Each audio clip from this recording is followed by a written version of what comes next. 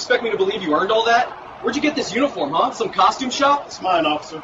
And so is this. Navy SEAL, 28 years. Take a look. Yeah, right. That's fake as hell. Turn around. You're under arrest for first class. Turn around! Officer, this is a mistake. Hands on the car, now. Don't move. Officer Ryan Fletcher, badge number 6183, saw a black man in Navy SEAL dress uniform at a gas station and immediately decided the uniform had to be stolen. He approached aggressively, accused Petty Officer First Class Anthony Walker of impersonating a military officer, and when Walker showed his military ID proving he was active duty returning from deployment, Fletcher said, "I don't believe that," and arrested him for stolen valor. What Fletcher didn't know is that he had just handcuffed a decorated Navy SEAL with 12 years of service who had just returned from a classified combat deployment, that the entire arrest was being captured on gas station security cameras, and that arresting an active duty service member in uniform based on racial bias would trigger a Pentagon investigation, destroy his career, and result in federal criminal charges carrying a mandatory minimum sentence of 58 years in prison. Before we go further, what city or country are you watching from? Drop it in the comments. We love seeing where you're tuning in from. If you believe serving your country in uniform doesn't make you immune to racial profiling, but should make the consequences more severe when it happens, then like this video and subscribe.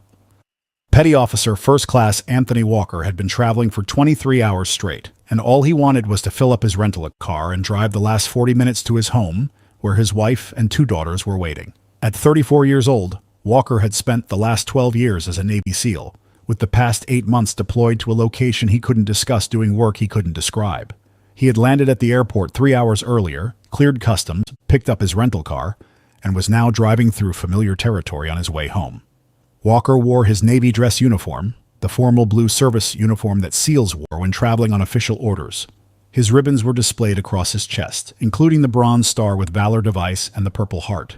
His SEAL Trident badge gleamed on his left breast, and his rank insignia clearly marked him as a Petty Officer First Class. The uniform was regulation perfect because Anthony Walker had learned during his first days at Bud S that a SEAL's appearance reflected his discipline, and 12 years later, that lesson still held. The gas station was a standard shell on the outskirts of town, well lit and moderately busy with early evening traffic.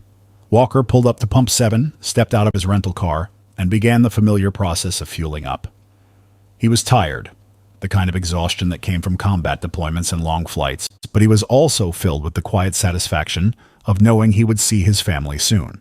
His wife had been sending him countdown texts for the past week, and his daughters had made a welcome home banner that she had sent him pictures of.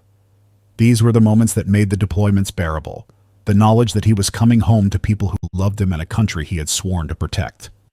Walker didn't notice the patrol car pull into the gas station until he heard footsteps approaching from behind. He turned and saw a police officer walking toward him with body language that immediately put Walker's training on alert.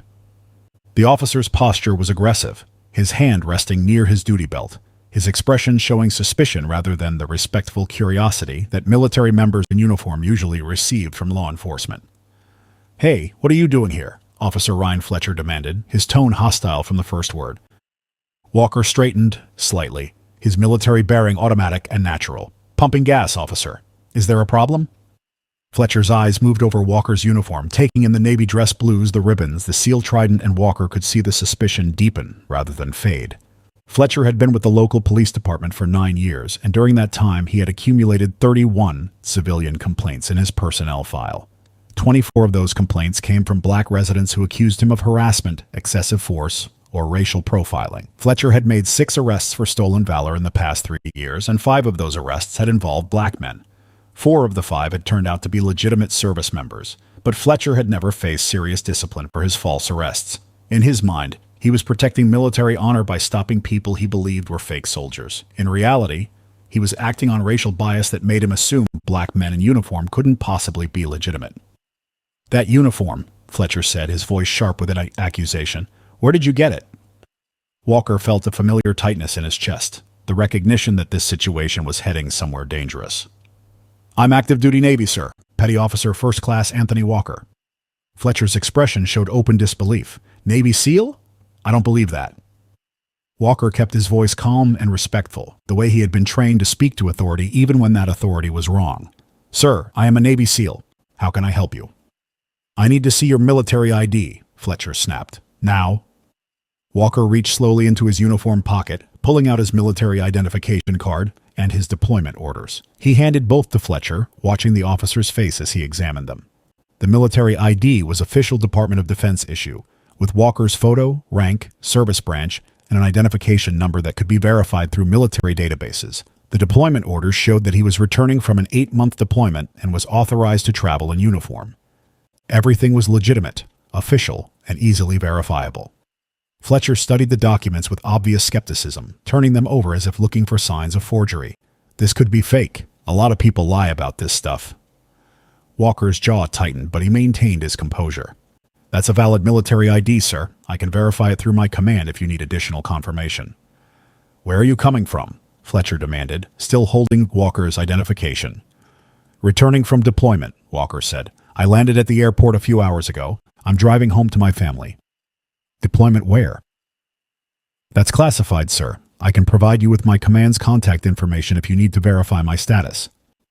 Fletcher's suspicions seemed to harden into certainty, and Walker recognized the shift in his body language. The officer had decided that Walker was lying, and nothing Walker said was going to change his mind.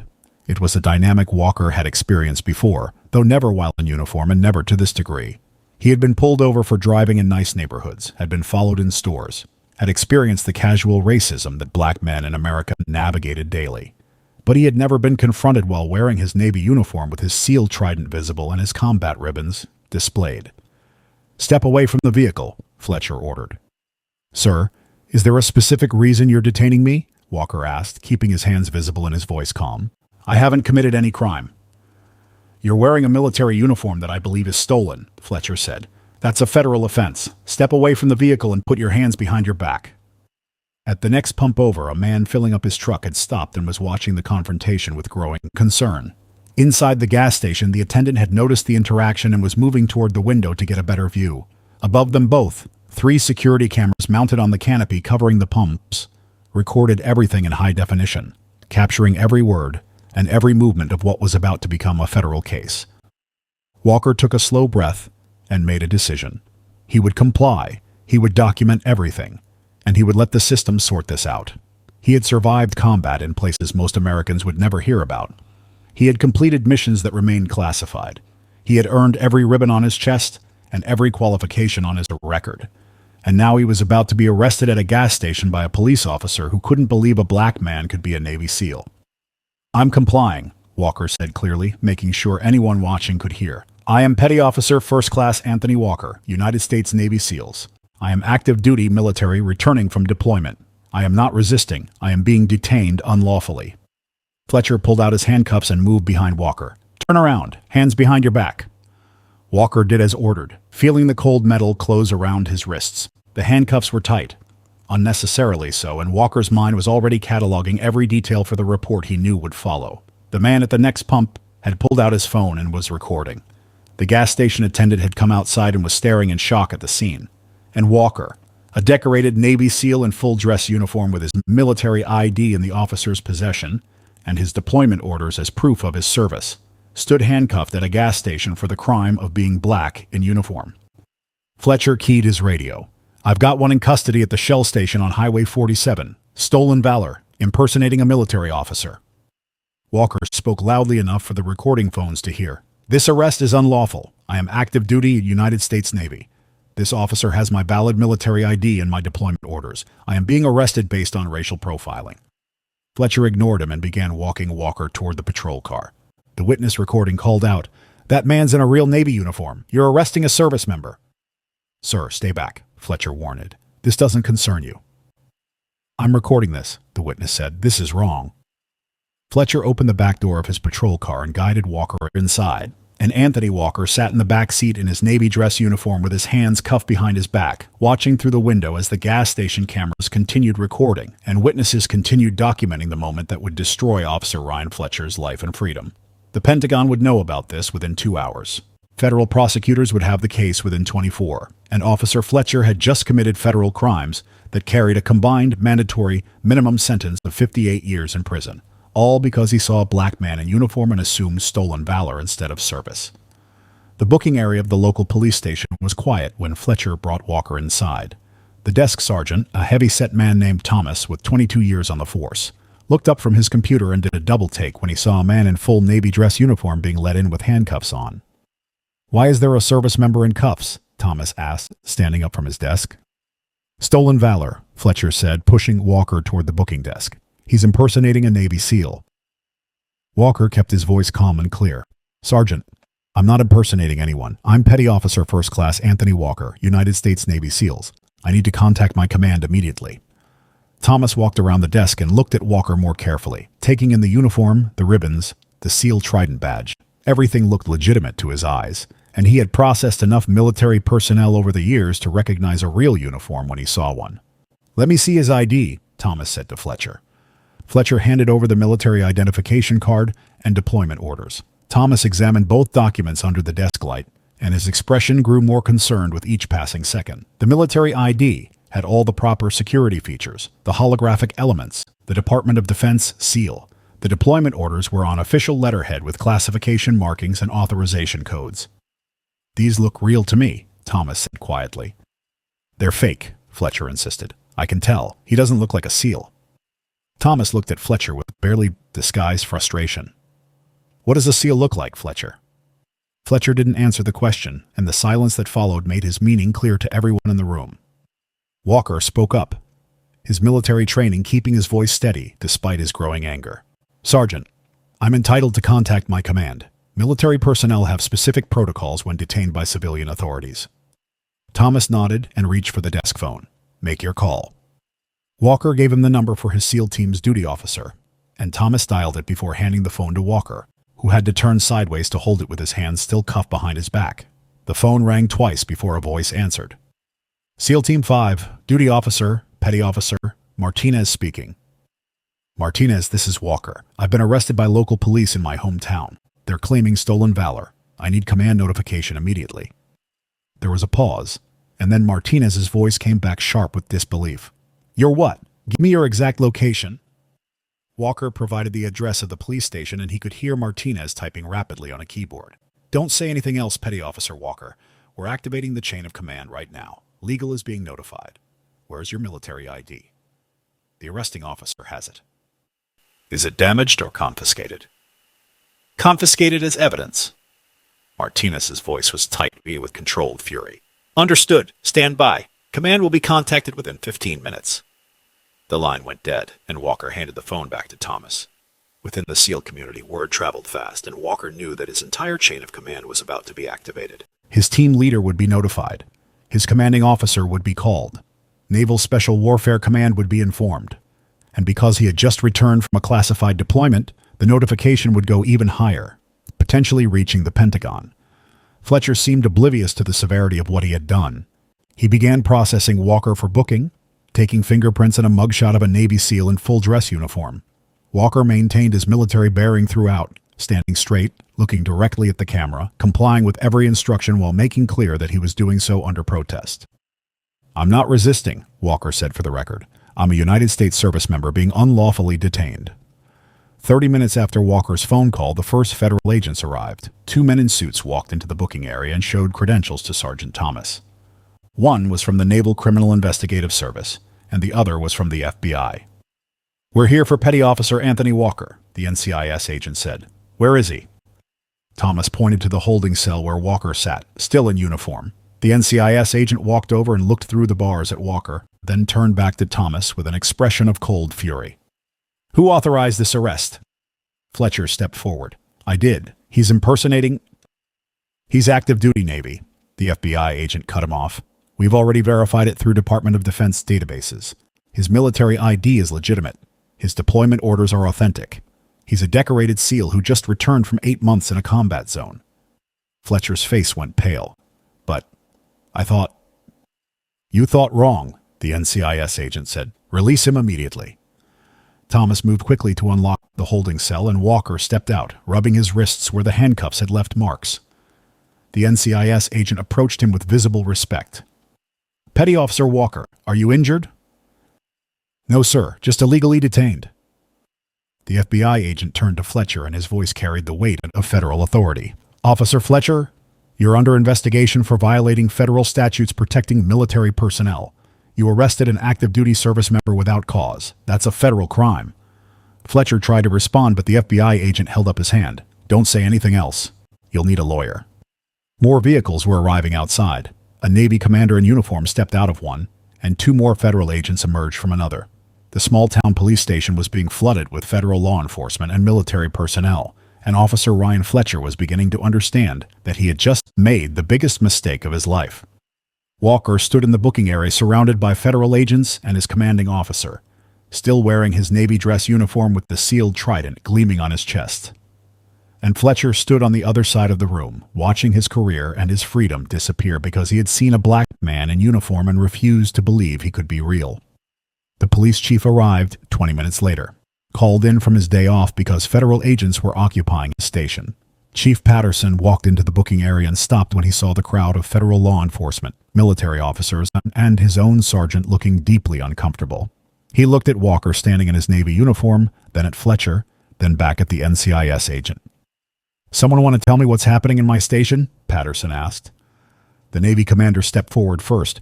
He was a full commander, 05 rank, with his own SEAL trident and combat ribbons displayed. "I'm Commander Stevens, Naval Special Warfare Command. That man in uniform is one of my SEALs.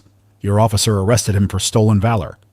Patterson's face went through several expressions before settling on controlled anger. "Arrested him for what?" "Stolen valor," the FBI agent repeated. Officer Fletcher saw Petty Officer Walker in uniform at a gas station and decided the uniform must be fake. He arrested him despite being shown valid military ID and deployment orders. Patterson turned to Fletcher. "Is this true?" Fletcher's voice was defensive and shaky. "Chief, he's black. Navy SEALs don't... it didn't seem..." "Finish that sentence," Commander Stevens said, his voice cold as ice.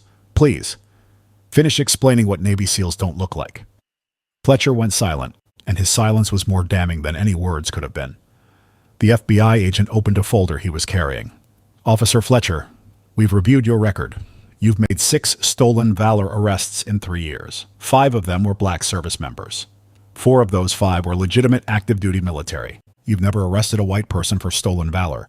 That's not law enforcement. That's a pattern of racial discrimination."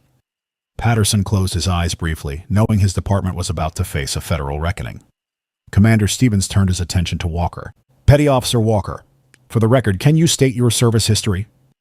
Walker stood at attention, his military bearing perfect despite everything he had been through. "I enlisted in the United States Navy at age 22. I graduated from basic underwater demolition SEAL training on my first attempt. I've served for 12 years. I have 3 combat deployments to classified locations. I hold a Bronze Star with Valor Device, a Purple Heart, 2 Navy Achievement Medals, and a Presidential Unit Citation. I have top-secret security clearance with special access programs. I just completed an 8-month deployment and was traveling home to my family when I was arrested at a gas station." He paused, and when he spoke again, his voice carried the weight of 12 years of service and sacrifice. "I survived Hell Week. I survived combat. I've done missions I can't talk about in countries I can't name. I've carried wounded teammates under fire. I've made decisions that saved American lives. And today I got arrested for wearing my uniform because Officer Fletcher couldn't believe someone who looks like me could earn this trident." Commander Stevens added more context. "Petty Officer Walker didn't just return from deployment. He returned from a direct action mission that I can't discuss in this setting. His team accomplished objectives that will never be public. He's been away from his wife and 2 daughters for 8 months serving his country, and your officer handcuffed him at a gas station." The NCIS agent pulled out another document. "Officer Fletcher, you didn't just arrest a service member.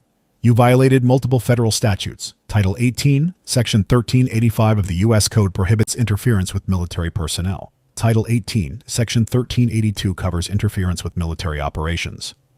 Title 18, Section 242 addresses deprivation of rights under color of law. Each of these carries 10 to 20 years in federal prison." Fletcher's legs seemed to weaken, and he grabbed the desk for support. 20 years? "Each," the FBI agent emphasized. "And because this was racially motivated, the Department of Justice is adding hate crime enhancements. The combined charges carry a mandatory minimum sentence of 58 years. The number hung in the air like a death sentence. Fletcher's mouth opened and closed, but no words came out. The federal prosecutor who had arrived with the last wave of officials stepped forward. "Officer Ryan Fletcher, you're being charged federally with 8 counts. The Pentagon requested maximum prosecution. The Secretary of Defense was personally briefed on this case. The Attorney General has authorized special prosecution. You interfered with a Navy SEAL returning from combat operations. The federal government takes that very seriously. Walker looked at Fletcher for the last time, and his voice was quiet but carried through the entire room. I wore this uniform with pride. I earned every ribbon, every qualification, every day of service. I've sacrificed time with my family, missed birthdays and holidays. Put my life on the line in places you'll never see, and you looked at me and saw a criminal instead of a service member. You saw my skin color and decided I couldn't possibly be real. He paused, letting the silence build. I hope that assumption was worth 58 years of your life, Officer Fletcher. Because while you're in prison, I'll be home with my daughters. I'll be serving my country. I'll be wearing this uniform that you couldn't believe I earned.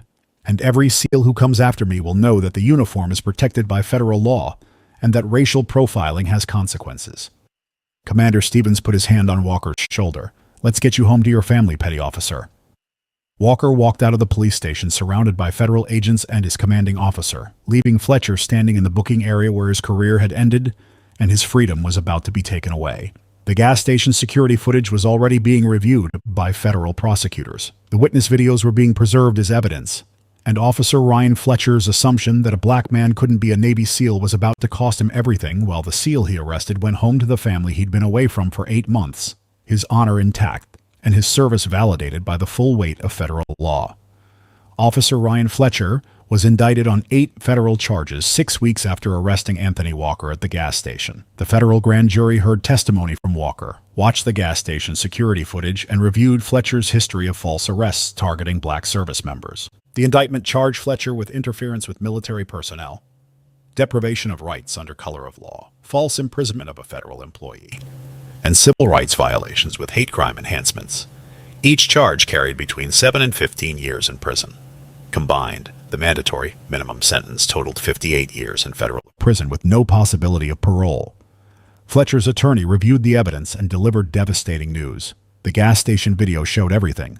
Fletcher approaching with hostility, Walker showing valid military ID, Fletcher saying, "I don't believe that," despite seeing official Department of Defense credentials. The arrest of a man in full military uniform. The witness recordings captured Fletcher's dismissive attitude toward a decorated SEAL. Most damning was Fletcher's own statement to the police chief about why SEALs don't look like Walker. The case was indefensible, and fighting it would only make the sentence worse. Fletcher rejected a plea deal that would have reduced his sentence to 25 years. He insisted on going to trial, convinced a jury would understand he was just doing his job.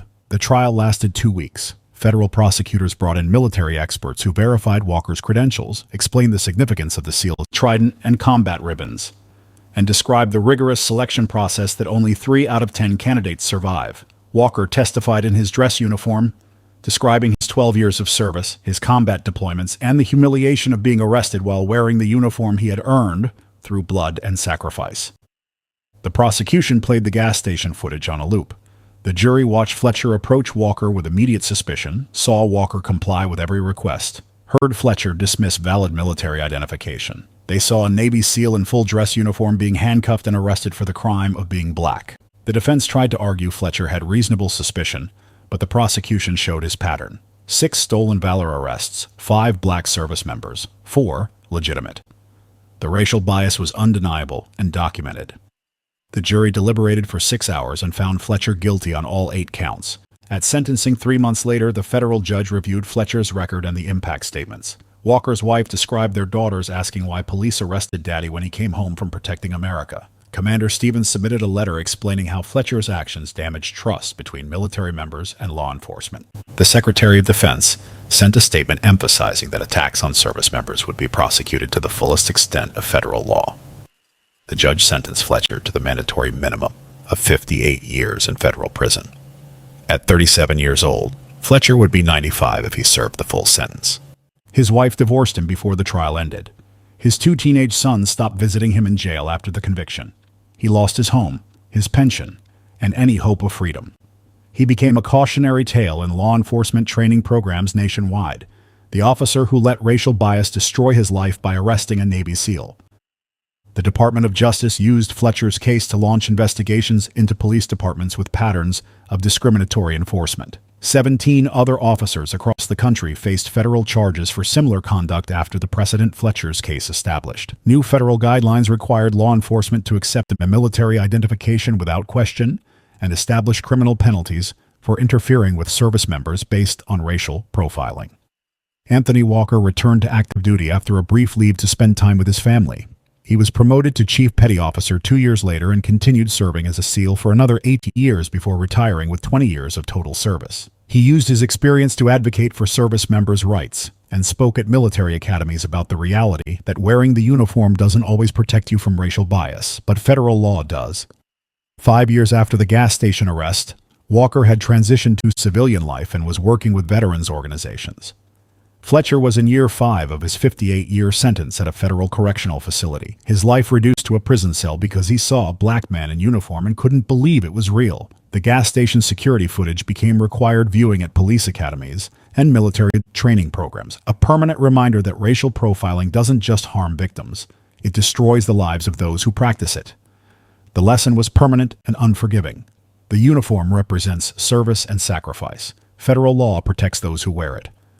And when civilian authorities let racial bias override respect for the military service, the consequences are severe, final, and measured in decades behind bars.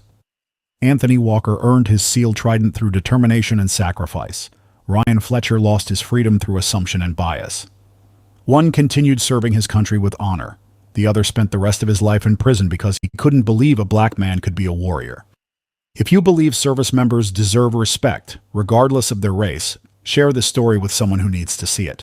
What protections should exist to prevent racial profiling of military personnel? Drop your thoughts in the comments below. And if you believe the uniform should be honored, not questioned based on skin color, subscribe right now. We're bringing you more stories where racial bias met federal law and lost everything.